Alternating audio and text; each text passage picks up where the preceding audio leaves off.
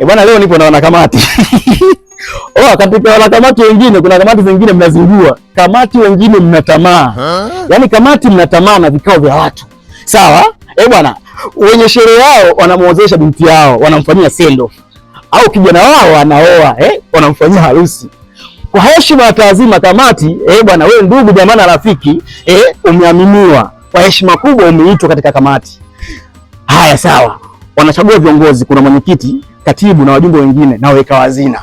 Si umeelewa? Sasa kamati, kuna wengine kamati wanatoka na shida zao za nyumbani kwao. Bwana, matatizo yao wanataka kumaliza kwenye kamati. Sasa kikao kinakwenda, mwisho wa siku wanaambia sasa wajumbe na viongozi walete watendakazi, yani maanisha washereheshaji, bwana, kama watu wa mapambo, MC wa chakula na kadhalika.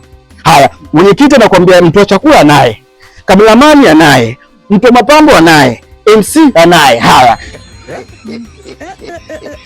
katibu naye anasema hivyo hivyo, watu wote hanao. Sawa. Kuna wajumbe nao wanasema pia wana watu wao.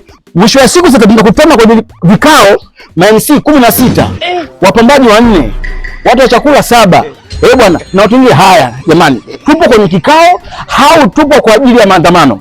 Tupo kwenye kikao au tupo kwa ajili pale ya kuleta ligi? Kamati mnazingua, acheni shobo. Kama na matatizo yako nyumbani, acha nyumbani. Endesha kikao cha watu kiende sawa, shughuli ifanyike. Bwana, mtauponza.